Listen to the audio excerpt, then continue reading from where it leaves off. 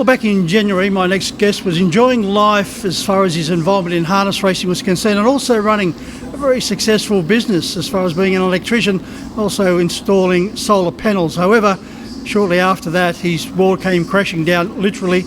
I caught up with Josh Padley to have a chat about that fateful day, and also his passion for harness racing. Well, Josh, it's great to catch up with you. Unfortunate circumstances, but it's great to see you here at Club Menangle. Yeah, no, it's good to be here, Mick. It's something I didn't think I'd be doing back in January. It was a pretty horrendous time for me, but for the all the participants of the harness racing and the football, and my family and wife and all that, I've pulled through all right. What happened on that day in January, Josh? We're just doing the normal jobs. It was a pretty simple job. It was a it was a flat roof, about 2.8 metres high.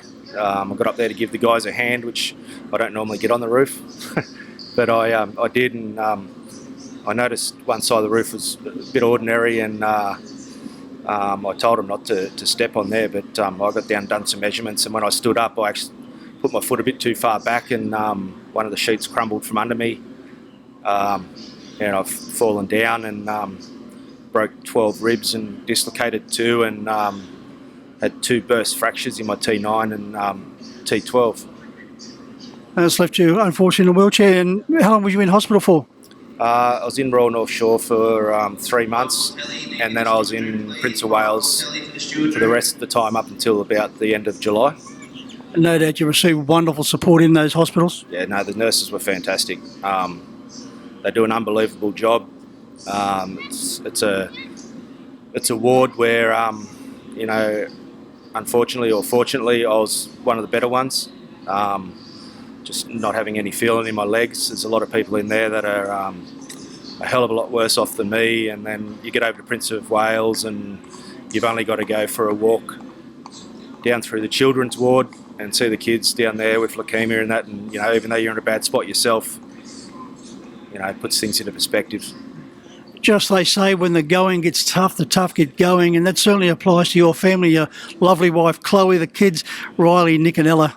Yeah, they were unbelievable. They were coming down every week. Chloe was coming down twice a week. It was really, really hard on them. I just kept telling them that I'm still the same person.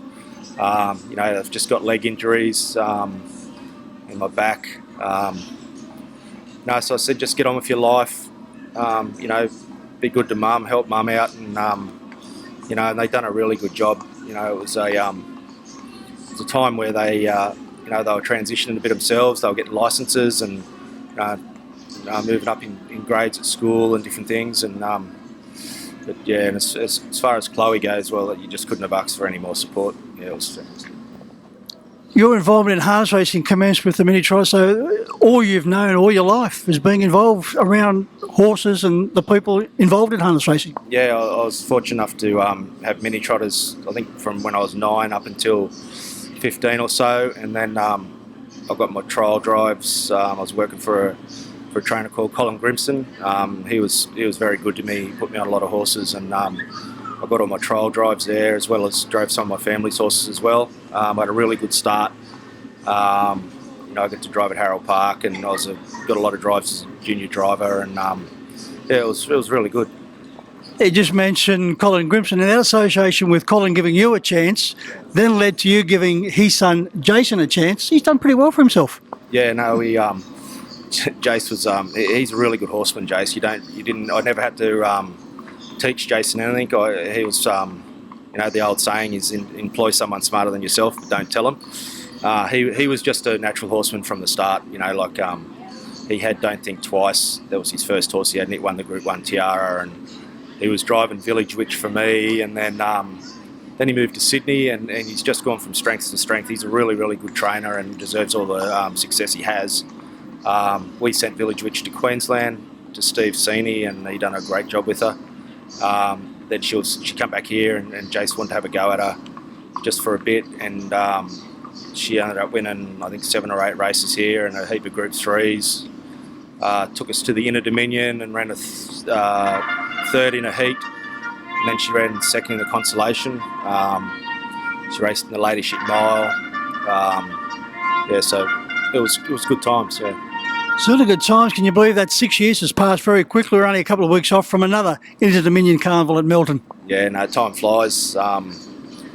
You look back and you think, you know, how fortunate you are to be able to be associated with different people. You know, I've got a lot of friends in harness racing, and you know, they've been fantastic to me right through my injury. The Young Harness Racing Club, Bathurst, Menangle, Harness Racing New South Wales as a whole, Paul and Lynn Fitzpatrick, John Narelle McCarthy. You know, they're just they've been really good. Josh, you've always been very passionate about harness racing. It was good to see that when this unfortunate accident happened, harness racing was then very passionate about you. Yep. Yeah, no, it was very humbling. You know, I was you know, in hospital, and I was getting all these messages, and they were doing fundraisers for me, and phone calls of support and messages, and yeah, it just goes to show, you know, you don't have to speak to people all the time, or you know, you might not talk to some of your mates for 12 months, but you know, when something happens, everyone gets on board and really makes it a lot easier for you to recover. One of your other passions is rugby league, and you're still the club president of the Young Cherry Pickers, and you also had a few years on the field as well. Yeah, no, I played a few years for Young, and then I think, I don't know how I finished up. I either was too lazy to train, or I done my knee. I done something anyway, and and then the kids come along, and they were right into the football, and then they progressed to the seniors, under 16s, 18s, and I was there, and ended up being on the committee, and then doing the president's job for the last 3 years. We made the grand final last year to be. We got flogged by Gundagai. Actually, we played good all year and had a shocker in the grand final, but. They're a great committee and subcommittees, and the only way a club like that runs is if you have good people. But yeah, I really enjoy it. It's great. Josh, I've been told many a time I can't tip water out of a bucket, but one thing I can tip, and it's first and special, the cherries from Young. They are second to none. Yeah, no, they're really good. We used to eat them heaps as kids. I don't know whether last time I had a cherry, you think, you see them all the time and that, and you don't tend to eat them. But it's a great town. Yeah, it's famous for its cherries, and yeah, it's a great spot to live. Josh, you're down here tonight with Nozomi going around in one of the blue series for the New South Wales Breeders' Challenge. In fact, just about to go out onto the track there, parading behind us, Jimmy Brown in the sulky. Good luck with this particular mare, because she does go nicely. Yeah, she does go good. She's won 3 out of her last 5, albeit on the country circuit. You know, she might be up against it tonight, but if we can be running on and running to the 4th, 5th, round about there, 3rd would be really good. But it's a tough race, but it's really good to have one in the Group 1. So yeah, we're very proud of how far she's come. Well, just as I said, it's great to see you here at Club Menangle tonight, Josh. I'm delighted you've given up some time to have a chat with me.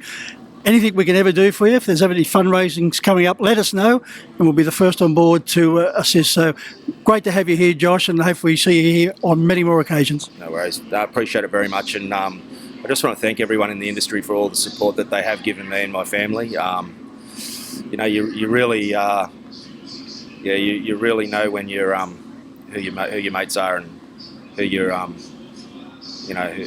when you are in trouble, you know you've got good people behind you. Yeah, thank you.